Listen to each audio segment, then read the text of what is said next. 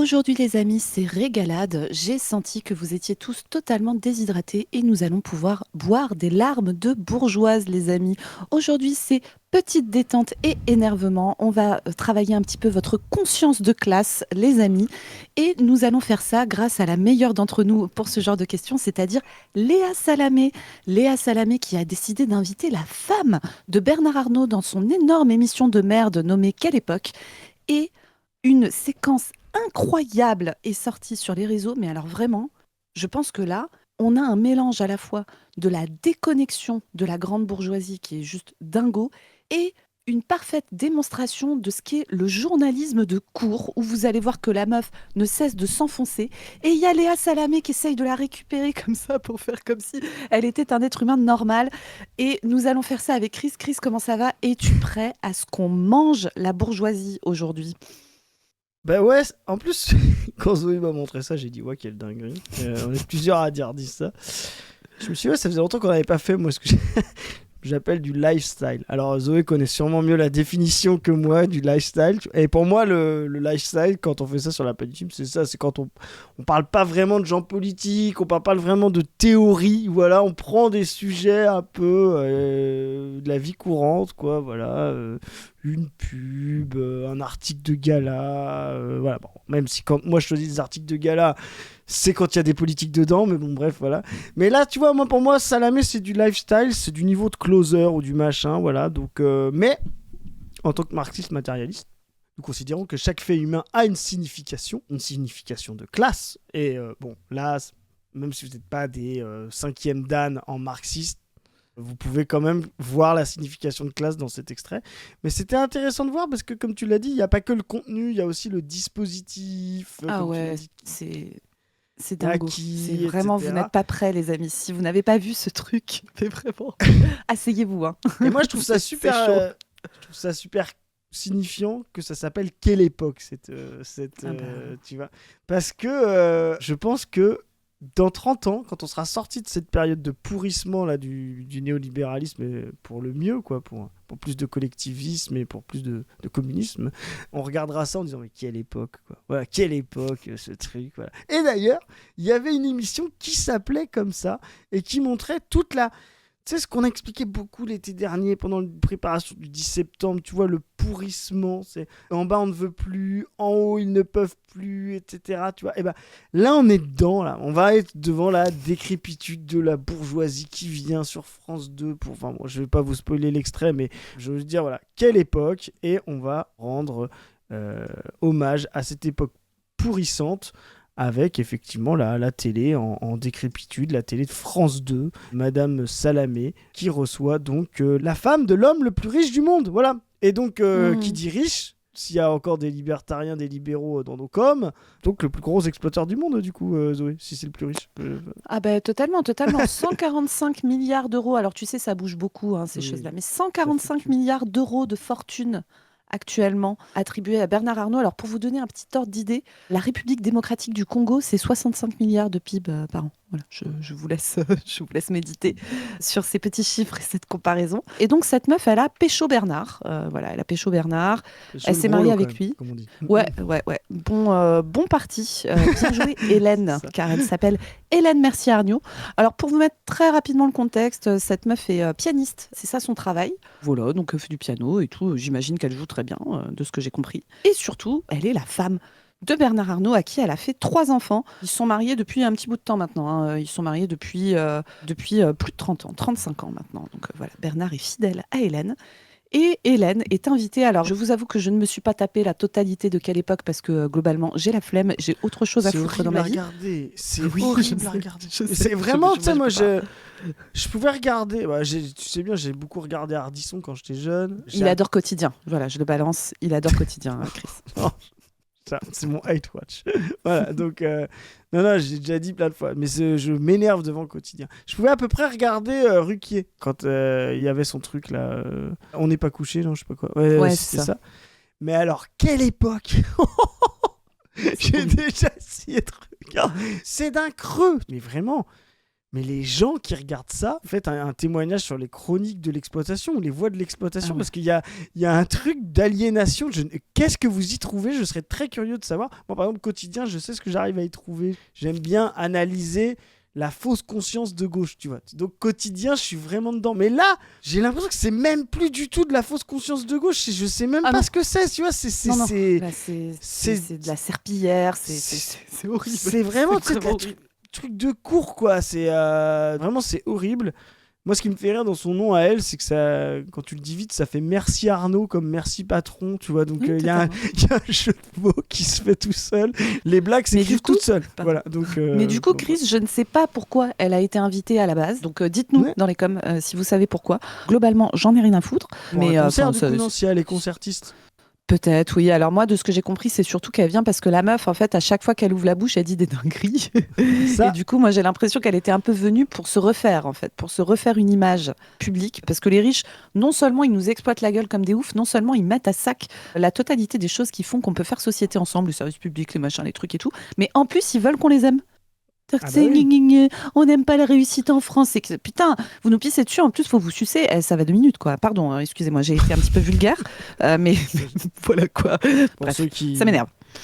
qui fabriquent des images très vite, voilà, soutien à vous, j'ai vu ça. Donc, et désolé à ceux qui écoutent avec vos enfants, force à vous pour expliquer cette phrase à votre progéniture, sachant que voilà, la Pâte du Team est plutôt un contenu adulte. Si voilà, on interdit à nos enfants de regarder la Pâte du Team pour qu'ils deviennent des libertariens conséquents. Qui vont tous à l'école privée de toute façon, nos enfants. Voilà, donc... Mais les gens vont le croire, arrête. Les gens vont le croire. Non, c'est intéressant. Pour le coup, je rebondis sur ce que tu dis. C'est bien parce que oui, effectivement, ils ont besoin d'être aimés. Voilà. Oui. Les gens qui croient que tu vois, ça c'était vraiment, tiens, on fait une petite digression que les gens aiment, voilà, parce que sinon c'est vrai que si on se réduit à quelle époque ça va pas suffire. Mais tu vois, les gens qui pensent que le monde capitaliste d'en haut est ultra cynique, violent, hyper conscient de ce qu'il est, etc. Tu vois, il y avait vraiment ça, tu sais, pendant l'affaire Epstein, tu vois. C'était vraiment très clair, quoi.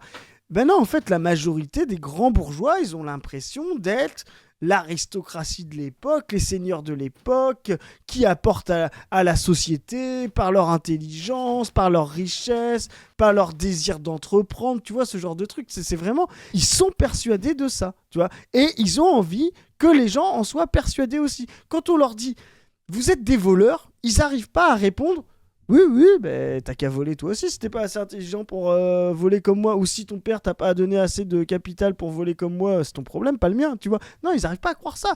Ils n'arrivent pas à comprendre leur auto-exploitation. Et c'est pour ça que le monde tient. Parce qu'on a une bourgeoisie qui est incapable, en masse, je veux dire majoritairement, de comprendre les rapports d'exploitation. Parfaitement. Alors, je crois qu'Hélène, elle a quand même un peu compris. Vous allez voir, je vais vous sortir un petit peu la partie controverse de son Wikipédia. Juste après, je pense qu'elle a un petit peu capté quand même qu'elle n'était pas du côté des gentils. Mais elle ne veut pas trop que ça se sache. Alors, on va se regarder ça. Alors déjà, regardez, ça commence par Hélène qui se tient le nez comme ça. Ah, vraiment, ça va être... ça va être ce banger. Tout est incroyable, hein, la coiffure, la veste et tout est parfait. Dans la bourgeoisie haut de gamme, là on est sur ouais, mais là ça donne vraiment envie. Il faut tout te reprendre, Hélène, c'est pour ton propre bien qu'on fera ça. Et puis, il y a un extrait qui a fuité dans la presse, dans Mediapart notamment, où on vous entend dire des mots, les mots suivants, je vais les dire. Ce que je vais vous dire va peut-être vous choquer, c'est ce que vous dites à Marc-Olivier Fogiel. Les SDF, j'y pense pas tous les jours. La première fois que j'ai vu des clochards, c'était quand je suis arrivée à Paris. C'est aussi, j'ai l'impression, un choix de vie.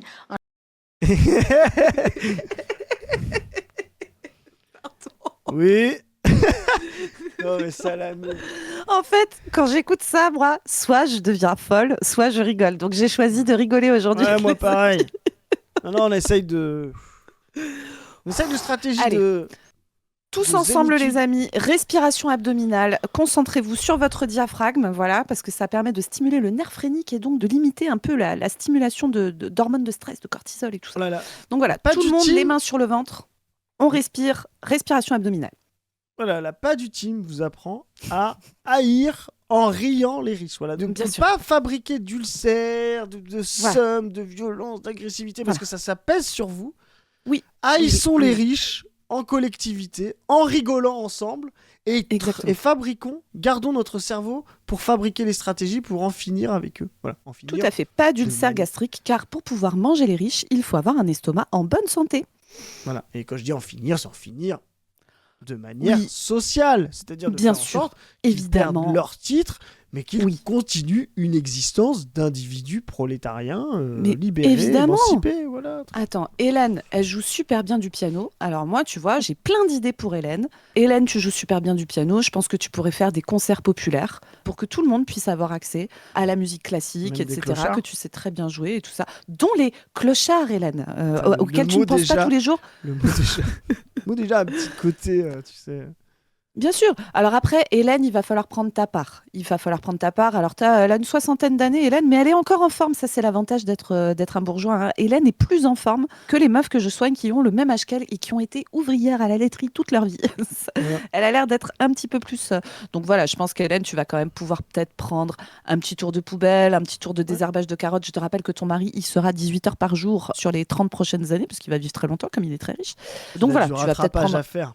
Voilà, il y a un retard. petit temps de rattrapage à faire, mais sinon, ça va le faire. Et donc là, quand même, les SDF, j'y pense pas tous les jours. Ouais.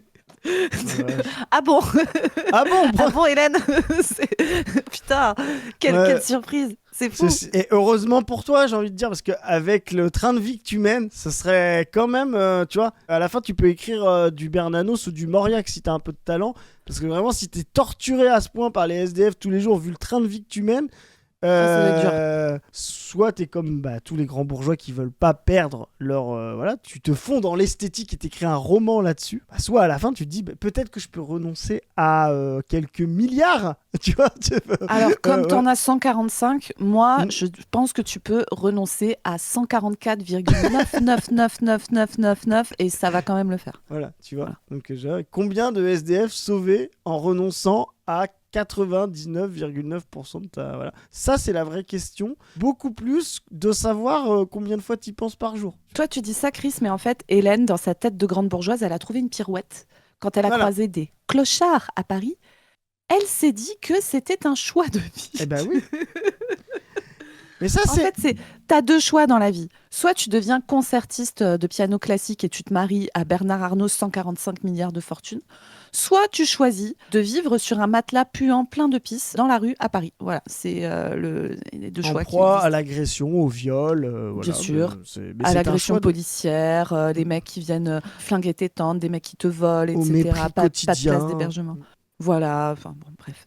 Plein de Hélène Mercier Arnaud qui passent à côté de toi, on n'en a rien à Je suis foutre. sûr qu'elle leur donne une pièce, moi. C'est ça qui me fait rire. Mais Alors non, Chris, Hélène Mercier Arnaud ne se déplace pas dans la rue. Ah oui, c'est vrai. Je veux dire, là, on est Non, non, sur c'est vrai des qu'on niveaux est de passé bourgeoisie. C'est vrai qu'il y a un gars qui vient lui ouvrir la porte Voilà. de la voiture. Elle a pas une chaise à porteur, mais c'est Non, pas mais loin, si tu veux. c'est- Enfin, oui, c'est vrai.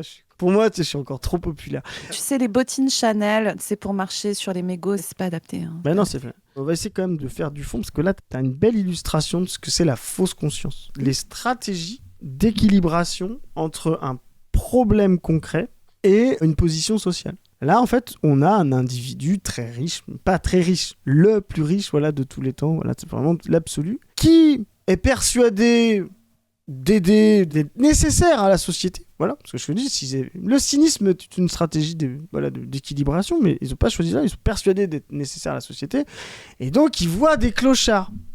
Et eux, ils ont en possession, peut-être, la vie de 10 000 clochards. Tu vois, 144 milliards, c'est peut-être la vie entière de 10 000 Alors, SDF 10 000, et leurs Chris, familles. 100 millions. Enfin, Je sais pas ce que ça fait. Non, énormément mais de zéros. ça dépend si c'est une vie entière ou une vie d'un mois. Tu vois ce que je sais. Oui, tu vois, même voilà. une vie entière, je crois qu'on peut aller sur du 10 millions. Hein. Voilà, tu vois, donc faut faire le calcul. Mais voilà, de 100 000, allez, voilà. Mais tu vois, vraiment, la vie entière. Donc ça, tu vois, tu te dis, bon, bah moi, j'ai l'équivalent de millions de vies en face de moi, mais je ne fais rien, a priori. Hein, voilà.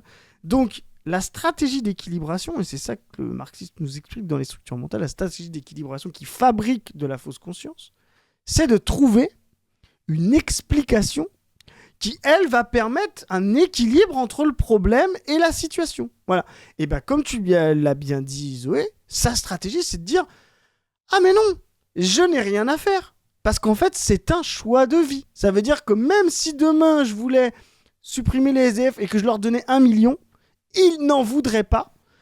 Donc, je n'ai pas besoin de leur donner puisque c'est un choix de vie. Tu vois, donc elle s'invente ça pour avoir un équilibre et, comme on l'a dit, ne pas y penser chaque jour. Eh ben, c'est un petit fait individuel, mais à l'échelle des sujets collectifs, des classes sociales ou des grands groupes agissant sur la société, ça, cette fausse conscience-là, c'est-à-dire les stratégies d'équilibration coordonnées, coopérantes des sujets collectifs, ça fabrique des idéologies et ce qu'on appelle cette fausse conscience. C'est ça qu'on voit là. Et à la fin, cette fausse conscience, quand on a un sujet collectif agissant, elle se déverse sur le monde, bien plus que sa conscience possible. Nous, sa conscience possible, c'est un espace qu'on pourrait avoir, voilà. Mais vous voyez, la conscience possible maximale de la bourgeoisie, c'est le cynisme. Mais c'est pas elle qui va se déverser sur la société. Pourquoi ? Parce que c'est très difficile de vivre une vie en étant cynique, même en étant très riche. Il y en a très peu qui y arrivent, parce que à la fin, on reste des humains sociaux, et c'est très dur d'être misanthrope, absolu, voilà. Tant mieux d'ailleurs. Et donc, la stratégie, c'est plutôt d'arriver à des stratégies d'équilibre. Et cette fausse conscience on en parlait tout à l'heure, du mérite, et en face de la liberté individuelle, du choix de vie des SDF, pour pouvoir maintenir sa situation. Et ça, c'est très intéressant parce qu'en fait, cette vision-là du choix de vie, t'es d'accord, elle n'est pas portée que par Madame Arnaud. Tu vois, elle est portée par plein de gens. Et c'est comme ça qu'elle se déverse. Justement, elle se déverse. Des gens l'adoptent quand effectivement, ils sont eux-mêmes dans une situation de « je pourrais transformer ce qui m'impacterait moi, ce qui me fait chier quand même un peu, et en même temps c'est pas cool qu'il y ait des SDF, et donc quand on arrive à se dire ah mais en fait c'est eux qui voudraient bien, ou ils font pas les efforts, ou ils méritent ça, voilà, on a plein de stratégies de faute conscience, et ben le monde peut continuer de tourner, et on peut continuer de marcher sur le trottoir. Voilà, ça c'est très intéressant, parce qu'on a en face de nous un processus psychosocial des structures mentales matérialistes qui se dévoilent devant vous. Et là, vous allez voir, les amis, parce que là, vous vous disiez, c'est quoi cette dinguerie et tout machin. Mais non, non, non, non, non. Là, c'est l'introduction, en fait, les copains. Ouais. Parce que derrière, Hélène va venir se justifier. Dites-vous quand même que, a priori, Léa Salamé a envoyé la question à l'avance à Hélène Mercier-Arnaud, que Hélène Mercier-Arnaud a été préparée par une armée de conseillers en com pour savoir répondre à ça. Et vous allez voir ce qu'elle va sortir, c'est juste de la folie. C'est de la folie. Un choix de vie avec des gens aussi qui se sont retrouvés, qui avaient des choses, qui ont décidé de lâcher la société. C'est un retrait du monde. Vous comprenez que cette phrase ait choqué beaucoup de monde. Alors, moi, j'aime bien Moi, j'aimerais bien savoir si Hélène Mercier-Arnaud n'est pas un peu retirée du monde. Voilà, aussi, c'est ce que si je puis me permettre. Enfin, voilà. J'allais dire. Qui est le plus au cœur du monde et de sa violence et de sa saloperie ? Voilà. Est-ce que c'est un SDF ou est-ce que c'est Madame Arnaud ? Mais tu vois, là, vous êtes quand même des privilégiés, les gens qui regardent la Pas du Team. On vous met du Salamé et vous arrivez quand même à comprendre des concepts fondamentaux, des structures mentales, et de formation des idéologies par le marxisme. Vraiment, quand même, c'était pas gagné. Et là, je suis en impro, hein, j'ai pas prévu le truc, j'ai pas vu l'extrait, quoi. Mais Zoé sait qu'on peut faire ça quand on est face à Salamé, quoi. Voilà. Je sais. Je savais. En voyant l'extrait, je savais que c'était pour nous. Mais tu vois, t'as ça, là. Justement, à l'inverse, il y a un processus après d'inversion. Le monde, c'est nous. Alors qu'en fait, vous êtes, je vous le dis, en termes de nombre, pas trop quand même. Dans le graphique, je disais un peu le graphique, on en a parlé avec Zoé il y a pas longtemps, mais on prépare des trucs sur le graphique. Les gens qui pensent qu'on a oublié le graphique dans toutes nos campagnes, nos machins. Zoé sait que je ne dors plus depuis quelques... On va vous montrer des choses. Voilà. Donc, Vraiment, vous aimez les maths, vous aimez les matrices, on va tout vous mettre. Vous allez pouvoir regarder, essayer de débunker et tout, vous rendre compte que c'est intestable. Vraiment, ça va être trop bien. Et donc, vous voyez, il n'y a même pas de rond pour Bernard Arnault. Et on va dire les gens qui seraient presque similaires à lui s'il en existe. Parce que c'est tellement, à la fin, une exponentielle que c'est tellement en haut. On peut même plus les regrouper en classe. Il n'y a même pas de rond pour eux. C'est 0,0000001%. Alors que tout le reste de la population, 95% de la population, est coincé dans un revenu d'une échelle de 1 à 6 ou 7, quoi. Voilà, c'est vraiment... Donc le monde... c'est 95%, dont les SDF, qui sont dedans au quotidien, ils sont dans la rue pour le coup. Et elle vient vous dire, non, le monde, c'est nous, ce serait les 0,001%, et les SDF qui seraient en dehors. C'est assez incroyable de fausse conscience, mais c'est absolument... Enfin, moi j'adore, c'est passionnant. Merci Zoé pour cet extrait, voilà, c'est du marxisme en temps réel, quoi. Léa a mis une veste rouge pour nous faire plaisir. C'est ça.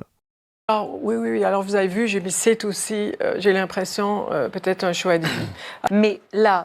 Moi, Petit accent de la bourgeoisie quand même. Oui, un petit peu, oui. Alors, elle est née au Canada, Hélène Marciano. Voilà, Non, c'est mais il y a peut-être une pour ça façon aussi de- qu'on entend ce petit accent agréable. Ouais.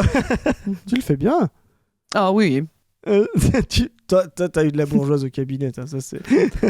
Alors, là où je Ah ouais, bosse, non, mon dans le Christ. tien, non. Ouais. Non, non, il n'y a pas, enfin, bref, je sais pas si je peux raconter ça, mais une fois, j'ai eu affaire à quelqu'un de l'aristocratie qui, tu sais, en fait, comme je suis médecin de campagne et tout, enfin, tu sais, nous, on est loin de la première ville un peu grosse qu'il y a, qui n'est pas une très grosse ville, hein.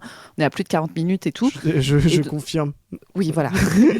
Et donc, si tu veux, on a énormément, et puis on a beaucoup de gens, tu vois, qui ont la culture de venir au cabinet médical et pas d'aller aux urgences. Donc, on a énormément d'urgences à gérer, notamment, tu vois, les sutures, les machins, les trucs comme ça, c'est nous qui les gérons. Des sutures parfois surprenantes, bref. Et donc, voilà, et puis, on a beaucoup, tu vois, de patients âgés, de machins, de trucs de gens à domicile et tout ça. Donc, on a énormément d'urgences à gérer sans relais hospitalier pour les gérer. Donc, c'est beaucoup nous qui les gérons. Et donc, les gens, dans mon cabinet médical, ils savent que potentiellement, on peut être appelé pour des urgences et que dans ces cas-là, soit la secrétaire te dit elle va revenir dans 1 heure et demie, soit vous attendez, soit on vous refixe un rendez-vous plus tard. Et donc voilà, il arrive qu'on ait du retard. Ça peut arriver. Et tout le monde le sait. Et le deal, les gens l'acceptent franchement relativement très bien, je trouve. Parce que le deal, c'est aussi que si un jour tu tapes ton infarctus chez toi et que le SAMU met 35 minutes à arriver, le médecin, il sera là avant le SAMU pour commencer à te passer les médicaments, machin, avec les pompiers et tout. Donc si tu veux, le deal, c'est que tu attends, mais en échange, le jour où c'est toi l'urgence, tu passes avant tout le monde et on sera là. Et ça se passe bien. Sauf pour un certain type de gens, et particulièrement les très, très, très, très, très, très riches. Et j'ai eu une fois, parce que Quelle vraiment dans mon coin, il n'y en a surprise. pas beaucoup. Ouais, et vraiment, donc la meuf appelle à l'avance en disant voilà, j'ai rendez-vous pour un truc, une petite urgence, tu vois, qui nécessite quand même de voir un médecin généraliste, mais qui n'est pas, on va dire, une urgence vitale. Et voilà, et je ne veux pas attendre. Et donc la secrétaire commence à lui dire écoutez, là actuellement il n'y a pas de retard, mais en fait votre rendez-vous est dans 4 heures et dans 4 heures peut-être que la situation aura changé. Il se trouve que il est assez rare que les gens nous appellent à l'avance en nous disant oui allô, oui bonjour, en fait là je suis en train de tronçonner chez moi et il est probable que je vais m'ouvrir le mollet avec ma tronçonneuse dans à peu Alors près 2 heures et demie. que ce serait de la prévention que de le faire. Voilà. C'est pareil, tu vois, les vieilles dames en EHPAD ne m'appellent pas à l'avance en me disant alors, mercredi 8 avril, je vais faire une décompensation cardiaque, je vais commencer ma détresse respiratoire aux alentours de 10 heures du matin. Voilà, ça ne se passe pas comme ça. Donc la secrétaire lui explique que voilà, que machin, que truc, qu'il y aura peut-être du retard, qu'en tout cas, actuellement, il n'y en a pas, mais que peut-être dans 4 heures, il y en aura. Elle commence à gueuler, à trouver que c'est pas bien, que machin, que gna gna gna et tout. Et en fait, quand elle arrive, il se trouve que la personne qui est juste avant elle vient. Alors ça, c'est classico chez moi, ça m'arrive très souvent, hein. Tu sais, tu vois une dame pour son renouvellement de traitement, voilà, pour sa tension, puis elle vient avec son mari. Et d'habitude, son mari, il vient jamais, tu vois. Elle dit ouais, je voulais ramener parce que voilà, qu'il était en train de bosser là il y a 3 jours, puis d'un coup il me dit qu'il s'est senti pas bien, qu'il avait son bras gauche qui marchait plus, puis qu'il n'arrivait plus à parler. Bon, le gars ne vient pas consulter pour ça, hein, c'est juste parce que sa femme lui a tanné le cul pour qu'il y aille. Donc le mec est là, puis je lui dis ah bon et tout, puis je l'examine et le mec en fait a fait un AVC de zinzin et a perdu l'usage de son bras gauche depuis 3 jours, ce qui est quand même un petit peu emmerdant dans la vie, quoi. Et donc là, du coup, moi ça nécessite un petit peu de temps, c'est-à-dire qu'il faut que j'appelle l'hôpital, machin, que j'appelle une ambulance pour emmener le gars à l'hôpital. Enfin voilà, ça prend du temps. Donc la meuf attend. Et là, la meuf pète un câble. Parce que non seulement elle attend, mais en plus elle attend à côté de pauvres qui ne sentent pas bon. Et Alors ça... Et la meuf dit des gens oui, qui vous viennent savez- avec une carte vitale, j'imagine. oui, c'est Valérie, vraiment je viens scandaleux. aussi avec une Oui, carte vitale. moi, non, mais vous ne comprenez pas. Moi, c'est très compliqué pour moi de rester dans la salle d'attente. Moi, machin, moi, truc. Vous ne savez pas qui je suis. Et vraiment, mais alors là, mais je ne suis pas le bon public pour ça, moi. Je ne suis vraiment pas le bon public. J'ai dit, écoute, mon petit lapin, tu pourrais être le putain de pape que j'en aurais rien à foutre. L'ordre, Ouais, alors, on aurait l'ordre de encore passage. plus rien à foutre pour bien Oui, connaître non.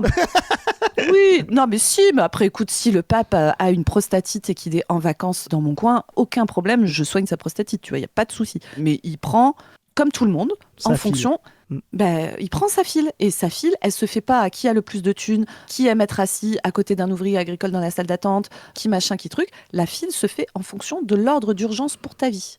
Voilà, c'est ça la règle. Et la règle ne se bouge pas.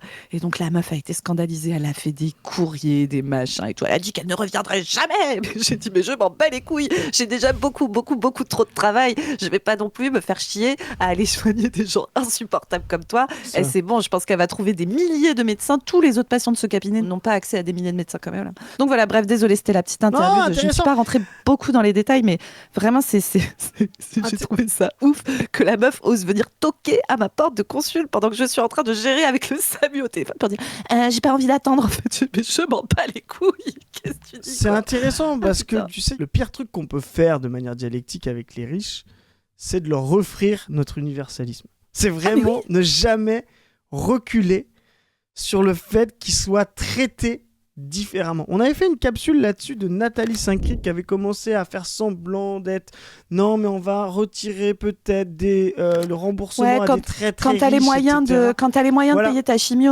ça serait bien qu'on te la paye pas. Bah si.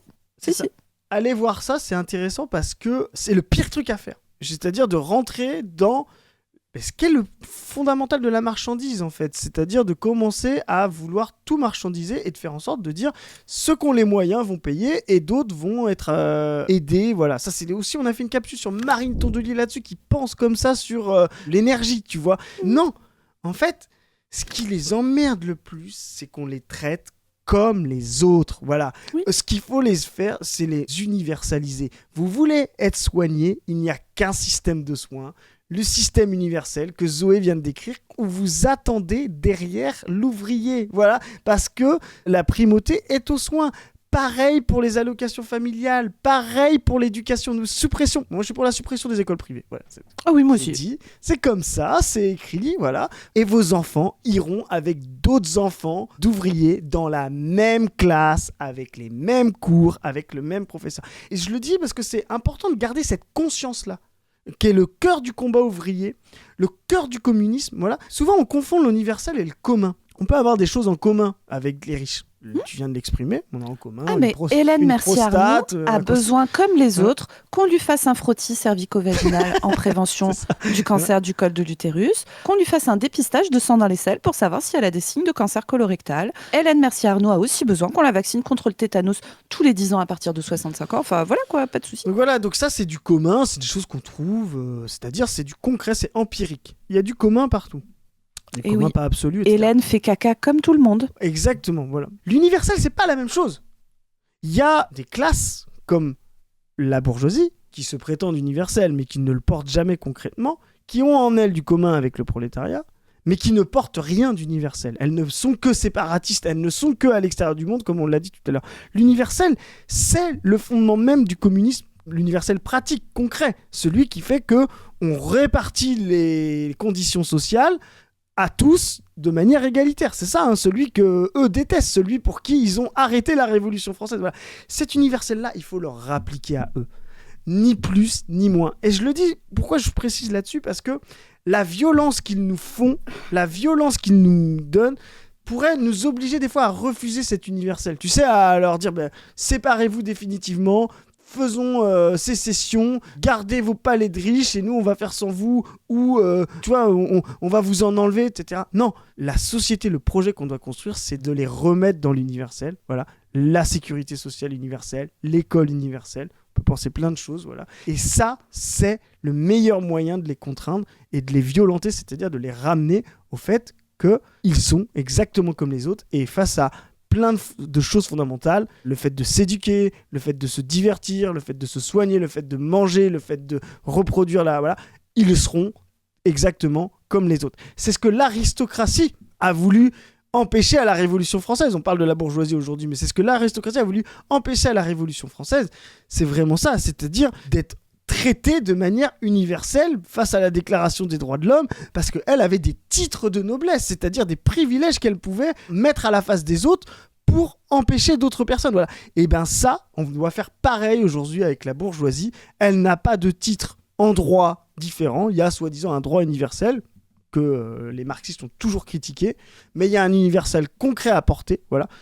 Ce que nous, on rappelle toujours, on n'attaque pas la bourgeoisie pour ce qu'elle promet, que l'universel, nous, on veut le faire véritablement. On l'attaque pour ce qu'elle permet, c'est-à-dire elle n'a pas le mode de production pour permettre cet universel concret. En réalité, dans la vérité, sortie de sa fausse conscience que Madame Arnaud exprime bien, elle ne pourra jamais faire en sorte que l'égalité, l'universel et la communauté humaine adviennent. Voilà.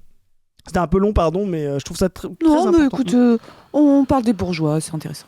Sur Et cette là- réponse-là. Parce Et que là, cette cette réponse est arrivée à disons la les fin. choses, elle a beaucoup choqué. On s'est dit, oh là là, elle est complètement déconnectée. Non, quand il m'a Oh non, non, bah, c'est pas dit ça, non. Mais c'est marrant, parce que, le dispositif Salamé, là, on revient vraiment à du... Là, on a passé du marxisme universel, voilà. On fait l'ascenseur. Tu sais, elle interviewe les phrases choquantes de Madame Arnaud comme les phrases choquantes de la Gannerie sur France Inter. C'est vraiment le truc du spectacle, quoi. C'est vraiment, pour eux, la politique, la réalité du monde, c'est un dîner de fin de repas. Enfin, c'est Elle l'a dit, Salamé. c'est- Tu sais, elle avait dit que elle, l'important dans une interview, c'était de créer un moment. Ouais, c'est ça. Tu vois. Elle n'arrive pas à comprendre que la politique, c'est réellement, comme des SDF, une question de vie ou de mort. Non, pour eux, c'est des discussions de repas, quoi. C'est vraiment significatif. Et des SDF, j'ai eu un espèce de retour en arrière de ma vie. Et quand j'avais 16 ans, et où j'habitais avec ma sœur à Nanterre. Attends, Non, mais pause. La À votre avis. ventile comme ça. Là. Est-ce que c'est... Oui. Ah, alors, c'était très compliqué. Donc là, on sent... alors moi, je suis désolée, mais payer de l'EMDR à Madame Arnaud, enfin, je veux dire, la meuf est trauma, tu vois, il faut faire quelque chose. Qu'est-ce qui a pu traumatiser son cerveau de bourgeoise comme ça ? On va voir juste après, mais à votre avis, on parle de SDF, de conditions sociales des SDF et tout. À votre avis, à 16 ans, qu'est-ce qui lui est arrivé ? Est-ce que sa famille a été jetée dans la misère ? Ils se sont retrouvés à devoir vivre dehors, manger les légumes avariés qui traînent sur la place du marché à la fin que le marché soit terminé, etc. Est-ce qu'ils ont dû faire ça ? Est-ce qu'ils ont dû aller dans les poubelles des grandes surfaces et se rendre compte qu'ils jettent de la javel sur de la nourriture qui est encore consommable pour être sûr que les pauvres ne puissent pas avoir accès à de la nourriture sans la payer ? Est-ce que elle va nous tenir un espèce de discours, c'est un peu du coup méritocratique ? Mon père ne voulait pas qu'on vive dans ce niveau de misère et du coup il s'est sorti les doigts, il a fait le choix de ne pas être SDF et comme ça je suis devenue concertiste et après j'ai pécho Bernard Arnault, 21 ans de plus que moi. Est-ce que vous pensez qu'elle va dire ça ? Et où elle avait un amoureux SDF. Et elle voulait aller vivre avec lui dans la gare du RER à Nanterre. Donc tout de suite, ça m'est venu, ça, quand tu m'as parlé de ça. C'était... Désolé pour rire. Il y a la tête de Sébastien Toen et de Gérard Jugnot qui sont pas les plus radicaux du truc. Gérard Jugnot Jugnot est qui au me- bout de sa vie. Gérard Ouais. Jugnot la regarde, il Et est là je- genre wesh, mais qu'est-ce En que plus, tu Jugnot, dis ? il est riche maintenant, mais c'est pas un grand bourgeois. Il vient d'un monde, tu sais, d'acteurs qui a connu les SDF, tu vois, proche de Coluche et tout. Enfin, tu vois, vraiment, c'est... La tête du Je mec, pense je pense qu'il que le doit- mec est vraiment là genre que ah elle est Ouais, vraiment en train de dire ça. Tu vois, et Sébastien Toen qui est là, qui me... Je sais pas si je l'aurais tenté, celle-là. Tu vois, vraiment, c'est... Même dans le public. Regarde dans le public Oh la là tête là. des gens, tu sais, t'as vraiment la meuf qui est... Je Oh, pense le que c'est une meuf, j'arrive pas à voir si sketch. c'est une meuf ou c'est un mec, j'ai l'impression que c'est une meuf qui penche sa tête comme ça. Qui est là Je- genre, Hmm. t'es sûr camarade ? Ouais. Tout le monde est sur le cul. Change d'avocat, quoi. Oh putain, le sketch. J'ai eu besoin de dire, j'y pense pas tous les jours, parce que c'est insupportable tout d'un coup, cette violence. Alors je suis désolée. Non, mais le jeu d'actrice. Mais non, mais Elle- la façon tu de sais, forcer Chris- ses larmes. Tu sais, là, elle fait comme ça. Et elle dit, mais putain, mes larmes, elles viennent ou elles viennent pas. Elles viennent ou elles Alors, viennent pas. Non, mais Tu franchement. sais que tout le monde dit qu'elle force. Il y a Ouais. une part de moi qui se dit qu'elle force pas. Ouais, Je ouais, pense vraiment qu'elle se dit C'est vrai. que vrai. c'est, tu vois, il y a des gens, ils ont vécu des trucs T'as dans la vie, raison. machin. Elle se dit, un jour, quand j'avais 16 ans, ma sœur, elle a failli pécho, elle voulait aller vivre à la gare de Nanterre. Alors, je sais pas, enfin, c'est quoi, c'est ta petite sœur ultra bourgeoise qui a fait son espèce de crise d'ado en disant, eh, si c'est comme ça, de toute façon, vous êtes que des consuméristes, Ouais. j'allais prendre ma carte à révolution permanente. C'est ça. Bon, bref, voilà quoi, tu vois. Ouais, c'est ça. Et donc vraiment, je pense, tu vois, je te jure, je pense qu'elle joue pas. Je pense vraiment que elle, dans son univers mental et dans sa vie, c'est ça les trucs les plus durs qui peut d'arriver dans Ouais. le monde. C'est d'avoir un souvenir de ta sœur en crise d'ado contre ses parents bourgeois Sans canaille, quoi. qui s'encanaillent, quoi. Et que là, tu t'es dit, ah, mais du coup, moi, ça m'a permis d'avoir une vision vraiment extrêmement fine de la politique et du choix de vie des personnes. Et du coup, j'ai capté qu'en fait, la majorité des SDF, ben, c'est des gens comme ma sœur. En fait, ils ont des parents bourgeois et puis tout d'un coup, ils décident d'aller vivre à la gare de Nanterre. On sait pas pourquoi. Et ça, c'est d'une grande violence. Ah putain, quelle dinguerie. C'est Et donc là, ça. vous allez voir, parce que là, vous allez voir, donc la meuf s'enfonce, tout le monde est d'accord, Gérard Jugnot est d'accord, enfin tout le monde est d'accord. Et vous allez voir que Léa Salamé va sortir les avirons et elle va commencer à ramer pour essayer de sauver Hélène. Là, vous n'êtes pas prêts. Va ramer comme Tondelier. Et je rame, et je rame, et je m'entraîne. À la télévision, puis en plus, c'est honteux. En fait, ce que vous essayez... Et puis c'est très impudique, vous voyez. Désolée, mais... Ouais, mais ça reste ta stratégie, quoi. Enfin, tu vois, Ouais. qu'elle soit consciente ou inconsciente, ça reste ta stratégie, quoi. En fait, ce que vous dites, c'est que vous avez dit ça, j'y pense pas tous les jours, parce qu'en gros, ça vous ramenait à votre sœur, et à votre sœur qui vivait avec un SDF, qui lui, c'était un choix de vie pour lui, c'est C'est ça? un choix de vie. Allez Hein Léa, on rame. Allez, Ah un, oui, deux, je comprends un, mieux. Vous avez dit ça. Moi aussi, ça m'avait choqué à l'époque. Mais c'est qu'en fait, vous pensiez à votre sœur qui elle-même était dans la rue à ce moment-là. Et Mais non, même pas. non, mais Même je- pas. j'arrive C'est pas. même pas ça qu'elle dit. Elle dit, elle est tombée amoureuse d'un gars et elle a dit que peut-être elle allait Ah aller ouais. vivre avec ce gars à la gare de Ah, Nanterre. vache. C'est ça, grande Beaucoup violence. d'imagination. Vie, mais elle aussi, pour elle aussi, parce que c'est des gens fracturés. Et c'est ça que vous voulez Les gens cassés. dire, c'est-à-dire que vous parliez pas, vous faisiez pas une généralité, c'est ça, Ah, c'est pas ça du votre tout, propos. mais, Vous avez dit, vous vouliez pas dire que Oh bah, Ah bah oui, Hugo Clément s'y met aussi, tout le monde rame là. Ils sont 12 dans l'aviron là. Et il y a Hélène Mercier au bout du bateau lui, là qui prend pas sa part. un jour, Même, on va la- même dans le fait de ramer tous dans son sens pour essayer de la sauver, même pour ça la meuf rame pas avec les autres. C'est une dinguerie putain, cette Mais un jour, incapacité à travailler collectivement. un jour, il va falloir l'attraper, lui. Là. Ah oui, Le oui, lui on Hugo va Clément, l'attraper lui. fort. Ah ouais, ouais. Toi, on va Mm. t'attraper fort là, Hugo. On attend un petit extrait là. Un jour, tu vas Teaser, prendre, je te le parce dis. que lui, là, paye ton droit tard qui Ah se ouais. croit de gauche, là, c'est. Voilà. Ah ouais, ouais, ouais, ouais, ouais. les SDF en général le Non, font mais je par l'ai- choix. Non, je ne l'ai pas dit d'ailleurs. Il faudrait vraiment que vous retrouviez... non, parce que c'est... Voilà, bah merci aux avocats. Défenseurs de la bourgeoisie, toujours là, hein, au bon endroit. Salamé, Clément, ça c'est. Voilà. Elle n'avait pas dit ça, ça avait choqué. Dans Mediapart, les gens qui avaient été choqués, en fait, c'est une femme très bien. C'est juste que les gens cassés, elle les connaît de près parce que potentiellement sa sœur aurait pu partir avec un SDF à Nanterre. Voilà. Mais là, on est dans les chroniques d'une classe en perdition. Enfin, vraiment, Ah faut ouais, en ouais. finir. Voilà, quelle époque, faut vraiment que ce soit au passé ce truc-là. Enfin, vous voyez, ça peut pas durer ça. Voilà. Donc- Alors attends, mon cher Chris, quand même, si je puis me permettre, on va se faire un petit digestif, un petit café gourmand pour Voilà. la fin du repas. Bien sûr. Après avoir bu des larmes de bourgeoise, parce que j'ai sorti le wiki de Hélène Mercier-Arnaud, évidemment. Donc voilà, alors wiki très chelou. Il y a une grosse partie sur sa carrière musicale avec un petit mot de Wikipédia qui dit « Cette section ne cite pas suffisamment ses sources ». Et où on a une litanie d'avec qui elle a joué, de machin. Donc ça, je pense que c'est son équipe de com, où il y avait que la partie controverse dans son wiki et qui a dit... Et elle a dû faire un caca nerveux un matin en se levant « Mais comment? Quel scandale! Alors que j'ai quand même...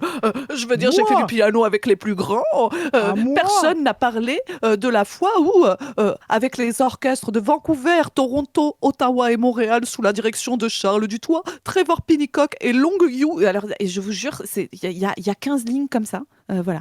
En Chine, elle se produit à Shanghai avec l'orchestre symphonique de Shanghai, avec l'orchestre de Paris sous la direction de Semyon Bishkov. Elle interprète triple concerto de Beethoven avec Natalia Gutmann et c'est comme ça pendant, je sais pas.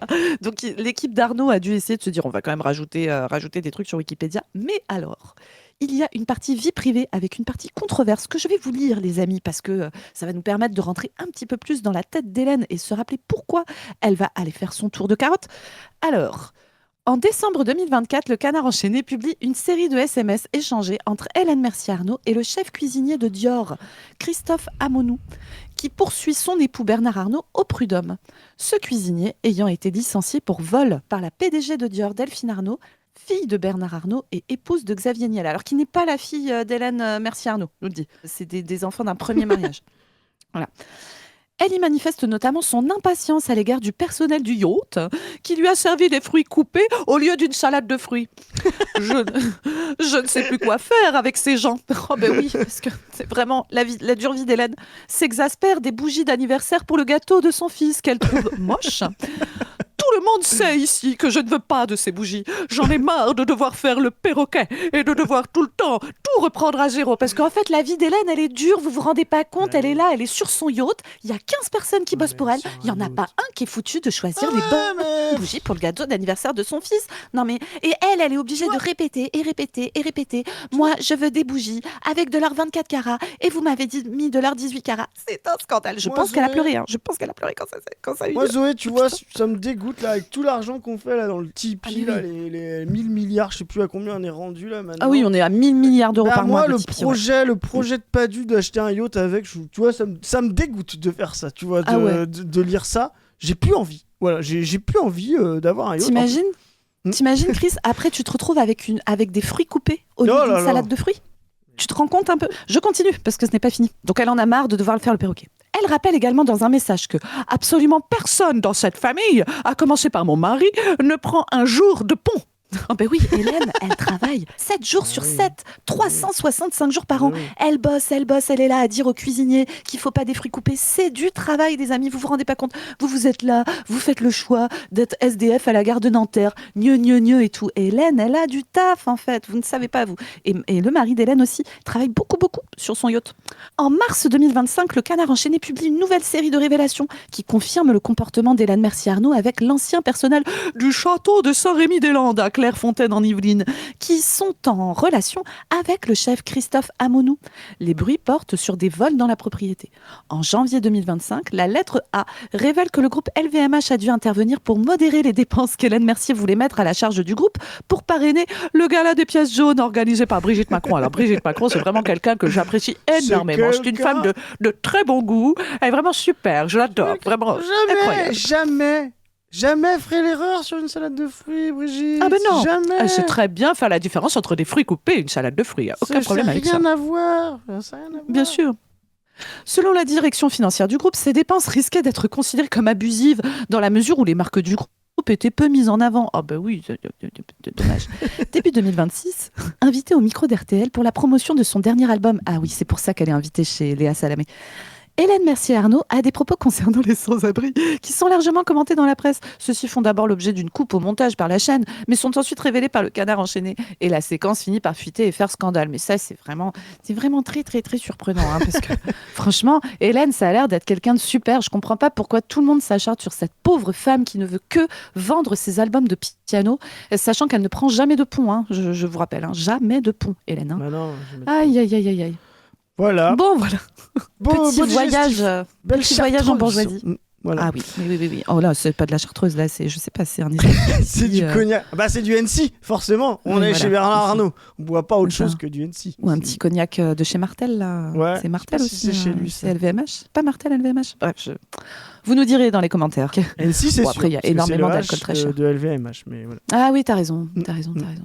Ouais, donc Martel, ça doit Louis être Vuitton Mouette NC. Voilà. Tout à fait. Bon, sur ce, les amis, écoutez, il me reste à vous rappeler que les riches se mangent bien cuits. Et pourtant, sachez que moi, je suis pour qu'on ne surcuise pas la viande. Mais vraiment, quand il s'agit d'Hélène Mercier-Arnaud, il faut la faire cuire longtemps. Parce que sinon, c'est une viande, si tu veux, qui crisse un peu sous la dent, qui n'est pas très agréable comme ça. Il faut faire fondre les bouts d'or à l'intérieur. Parce que l'or durcit, ça peut faire mal. C'est ça. Donc, c'est vraiment de la cuisson lente, 125 degrés pendant 9 heures. C'est vraiment ça le principe. Hein. Donc, voilà. Et puis après, pour le reste, écoutez, moi, je suis rapide à apprendre que Hélène Mercier-Arnaud ne prend pas de pont parce qu'on aura besoin d'elle chaque jour dans les champs de carottes. Donc, je suis ravie de savoir qu'elle a une grosse capacité de travail. Ça va être extrêmement adapté pour elle. Sur ce, les amis, il me reste à vous suggérer d'aller écouter les chroniques de l'exploitation qui sont passées en podcast et qui s'appellent maintenant Les Voix de l'exploitation. Elles sont accessibles sur toutes les plateformes de streaming, notamment Spotify. Alors, je ne sais pas si toutes, mais Spotify, en tout cas, oui. Elles seront aussi accessibles sur d'autres plateformes, etc. Bref, suivez nos réseaux. De toute façon, on va vous les liker, vous les partager, etc. Le premier épisode, c'est sur une travailleuse de la restauration qui, je sais, ça va beaucoup vous surprendre, mais a vécu un petit peu plus l'exploitation qu'Hélène Mercier-Arnaud dans sa vie. Voilà, légèrement. Peut-être qu'elle a eu des problèmes de salade de fruits aussi. Hein. Ouais, tout petit chouille. Et il y en a plein d'autres qui arrivent. Vraiment, on est hyper content de ce qu'on a produit et on est hyper content de ce qui va sortir. Vous n'êtes pas prêts, les amis, pour tout ça. Vous pouvez aussi aller voir tous les entretiens qui sont sur la chaîne On ne veut plus. Il y a des entretiens bangers qui sont sortis récemment. Vous pouvez aller lire la revue Position Revue, voir tout le travail. Vous pouvez nous suivre sur Insta, sur Twitter. Vous pouvez rester connectés parce que là, la prochaine campagne va être lancée. Une campagne où le printemps sera anti-impérialiste à la brèche.